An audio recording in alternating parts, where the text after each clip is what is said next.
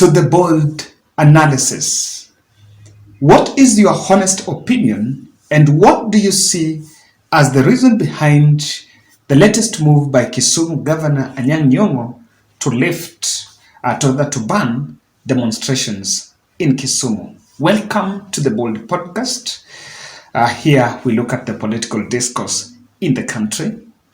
There is a letter that has come from Nyon'go, Kisumu Governor, that is saying after consulting members of his cabinet and Azimio la Umoja leadership, they have decided, or rather he's announcing, that they've banned demonstrations, or rather stopped indefinitely demonstrations in Kisumu, and is urging Kisumu protesters to join the Nairobi team on Thursday tomorrow for the protest. And according to him is that Kisumu have played their part in taking their petition to the government office. The demonstrations in Kisumu have been going on, and I think since Raila called for the mass action, I think the Azimio regions have really been active in it, except I think Mombasa has been low-key, but other areas, even not a huge magnitude. The intensity in Nyanza has been higher than other regions, but of course the turnout has been overwhelming in the four Nyanza counties. He has said that all protesters to converge in Kisumu. On Monday protest, the Kisumu Governor Nyon'go led protesters in the other side of Nyamasaria. Himself and the deputy governor, who we also understand after leading the first protest, his security details were scaled down.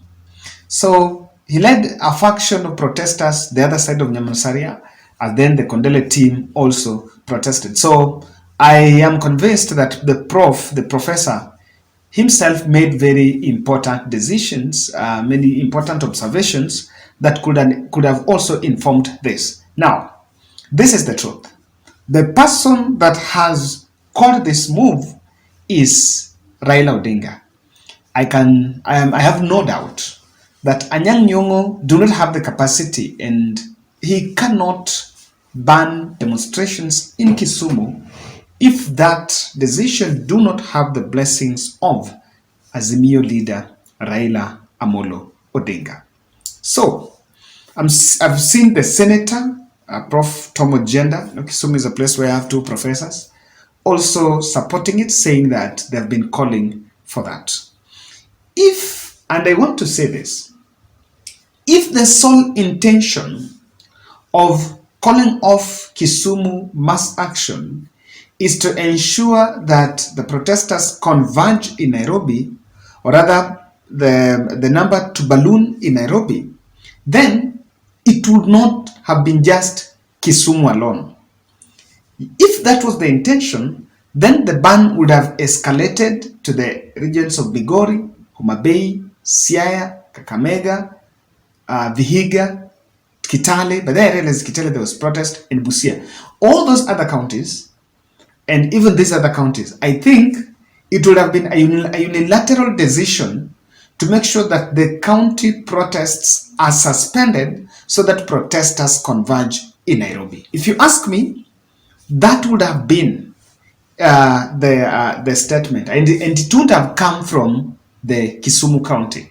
It would have come from the Azimio top leadership that we are suspending all those demos in the other counties so that people converge in Nairobi. Now, remember, this is coming days after reports emerged that a very powerful security personnel in the region was recalled for being lenient to protesters in Kisumu. And who knows, maybe there is going to be change of guard on who is going to take charge of the Nyanza region in terms of the security operation. Question: what is the political game plan? Why Kisumu? Many can also look at it as a tactical retreat to catch the police, the security officers off guard. I don't know whether because I know that protests are very well organized. They must be organized. It cannot just, it doesn't happen simultaneously. These things must always be organized. So, is it a strategy to cut the police off guard and go to the street? I don't think Kisumu have been so much flamey, or rather, has been so much high octane compared to the other regions. So, if this was a strategy to be employed, then it would have probably been banned in Nairobi, if that was it. But then, is it an attempt to just gauge what the population or Azimio supporters are thinking about it? What is their reaction to it? Is it a matter of testing whether they are really in it, or it is something that has critical intelligence? From where I'm seated, if you ask me, my position here is this decision is not a pedestrian decision. Remember why? Apart from Nairobi, the other town that has been experiencing much of this protest has been Kisumu. And even in media coverage, most likely there is normally split screen of what is happening in Kisumu, Migori, Nairobi, and the other regions. So the issue of the split screen is not there. So efforts head to Nairobi. If why do you think the governor just banned protests in Kisumu? And he didn't just end at banning. He said, we are banning, but we're also telling them to go to Nairobi, where I will also lead them. So does it mean they have gone there, or what exactly is happening?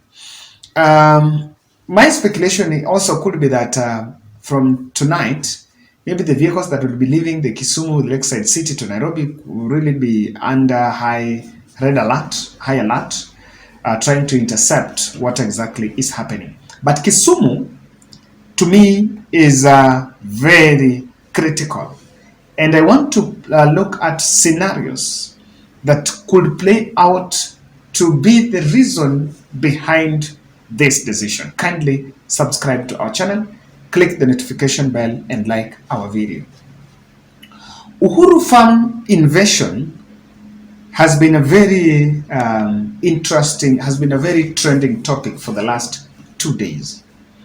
And I was just reading the report, I think by Nation have compiled a story saying that what was organized by some local politicians and some few people from the region, and there was intelligence. The Uhuru Kenyatta team had intelligence of what was awaiting them. But then they decided, let it happen. So it happened, and that could also mean that Raila Odinga team are getting intelligence of such a move to attack other people's businesses. Remember, Raila Odinga's business bedrock is in Kisumu, by the way.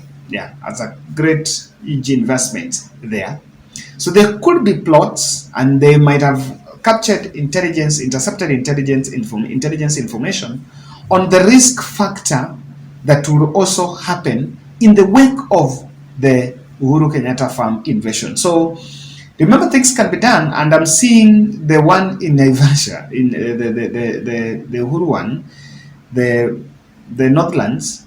The political class seems to be trying to blame the protesters, and now there is normally a policy. There is a strategy in politics known as equalization, where someone is saying, because I did it and so did it, so is it normal? You know. So what's happening here is that I know there was a mosque that was burnt in Kibera and a church in Kibera.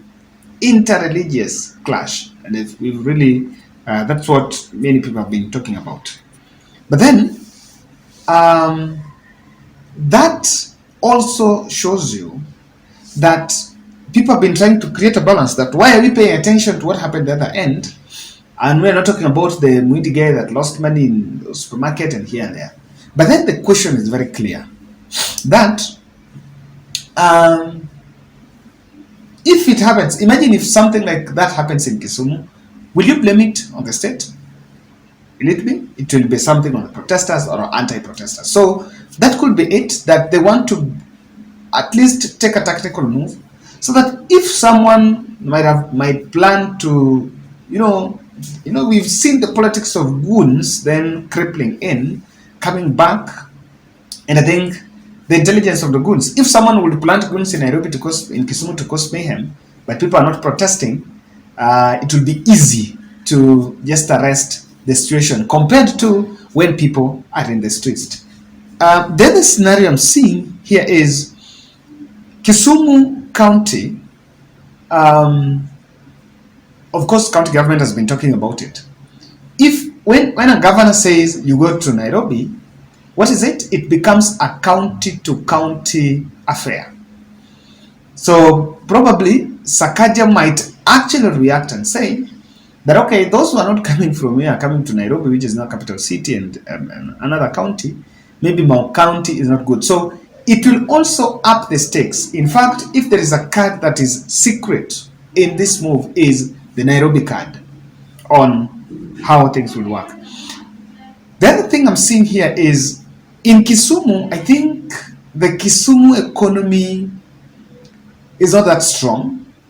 And maybe the Raila team have realized that they want to calm down kidogo, because they had realized that maybe emotions are high. Looking at what happened here, Raila's farm was attacked here, and what has happened in Monday, they've realized that maybe things can get out of hand in Kisumu. Probably, with fatigue, even Kisumu economy goes down, people get fatigued. Let's start saying, now this is not worth fighting for, we need to leave it. So they're also trying to manage so that if it will come back, and of course you take a retreat, even in a way you know when to retreat. If they come back with a bit of another approach. Maybe as we are looking at a strategy to strengthen the Nairobi protest. In any project, in anything you're doing, you must get your strength and weak points. So in assessment, SWOT analysis, they might have realized that, okay, it's not much effective in Kisumu than Nairobi, and that's why they are putting their energy where they feel there is bit of that impact. So that is going to be the decision behind the move to ban protest in Kisumu.